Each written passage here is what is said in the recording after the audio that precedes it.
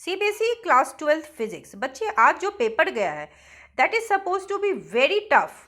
Last year से काफ़ी difficult paper आपका इस बार आया है और आमतौर पे ज़्यादातर बच्चों का कहना है कि set 2 was the hardest one. बच्चों से अगर पोल लिया गया तो 80% बच्चों का पोल ये कहता है कि पेपर हार्ड था, 15% बच्चों को ही मॉडरेट लगा और 3 to 5% बच्चों को पेपर आपका ईजी लगा है। सो मैक्सिमम बच्चों को पेपर टफ लगा है, चाहे वो सेट 2 हो या सेट 3 हो या इवन सेट 1 हो। हार्डेस्ट तो ज़्यादातर बच्चे कह रहे हैं सेट 2 ही था, बट आपका 3 और 1 जो है 3 और 1 वाले बच्चे भी कह रहे हैं कि हमारा पेपर भी टफ था। तो अगर आपने सेंटर में ये इन्फॉर्मेशन दी है और इन्विजिलेटर्स डेली बेसिस पर इन्फॉर्म करते हैं सीबीएसई को, तो बेटा आपको डेफिनेटली क्या मिलेगी, मॉडरेशन पॉलिसी की हेल्प मिलेगी। मॉडरेशन में क्या होता है ना, जो सेट डिफ़िकल्ट होता है उस सेट के बच्चों के मार्क्स बढ़ा दिए जाते हैं। इस बार हुआ क्या, क्वेश्चन में कॉन्सेप्चुअल लेवल बहुत हाई था, high level of conceptual question पूछ दिए गए थे। बच्चों का ये भी कहना था कि पेपर वॉज वेरी लेंदी, बहुत ही टाइम कंज्यूमिंग प्रोसेस था। बहुत से बच्चे टाइम मैनेज नहीं कर पाए, बहुत से बच्चे पेपर कंप्लीट नहीं कर पाए, बहुत से बच्चों को क्वेश्चन समझ में नहीं आया। तो इन दैट केस बहुत से बच्चों का ये कहना है कि जेई के लेवल का क्वेश्चन था इस बार।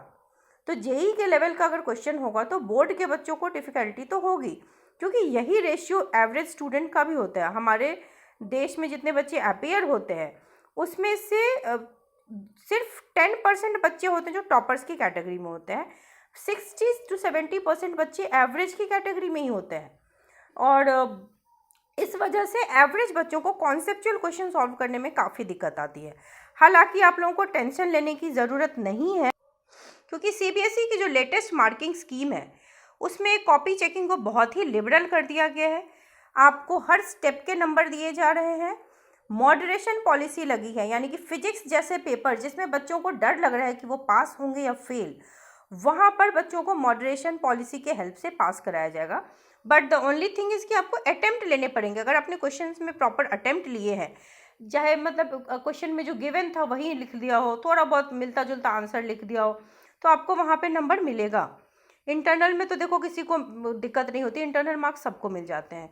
और जब जो बच्चे 4-5 नंबर से, मान लो कि आपको 70 में 23, 70 मार्क्स का जो पेपर है उसमें मिनिमम आपको 23 लाना है। तो बेसिकली अगर आप 15-16 नंबर का लिख के आए हो तो टीचर आपको डेफिनेटली अटेम्प्ट लेने के बेसिस पर पास कर देंगे। तो जिन बच्चों ने इतने अटेम्प्ट्स लिए हैं उनको पास होने में कोई दिक्कत नहीं है। जिन बच्चों ने 15-16 नंबर का भी नहीं बनाया है उनके लिए सीबीएसई फिर जो करती है that is called compartment exam. वो अगले साल, अभी रिजल्ट के 1 महीने बाद होती है या फिर नेक्स्ट ईयर होगा दूसरा, और 3 चांस देती है तो तीसरा चांस नेक्स्ट ईयर के कंपार्टमेंट के साथ। बट हमें कंपार्टमेंट तक जाने की ज़रूरत ही नहीं है, ये सिर्फ उन बच्चों को मिलेगा जिन बच्चों ने पेपर खाली छोड़ा है।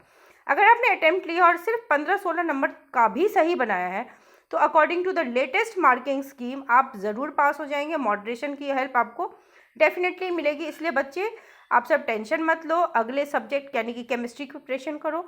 कॉपी चेकिंग भी बहुत ही साउंड तरीके से होने वाली है, 4-4 लेवल पे कॉपी चेकिंग होगी, 4-4 एग्जामिनर्स आपको चेक करें। पहला एग्जामिनर मार्क्स देने में अगर चूक गया तो दूसरा देगा, दूसरा चूक गया तो कोऑर्डिनेटर देगा, कोऑर्डिनेटर के बाद असिस्टेंट हेड देंगे। अगर आपने थोड़ी बहुत मिस्टेक्स की है, क्वेश्चन नंबर लिखना भूल गए हैं तो भी नंबर मिल जाता है। 2-2 आंसर अगर सेम क्वेश्चंस के लिख दिए तो भी बेस्ट आउट ऑफ 2 जो होता है उसके बेसिस पर आपको नंबर मिल जाते हैं। तो आप लोगों को टेंशन लेने की बिल्कुल भी ज़रूरत नहीं है। आई होप आप सबको मॉडरेशन पॉलिसी मिले। Wish you all the very best.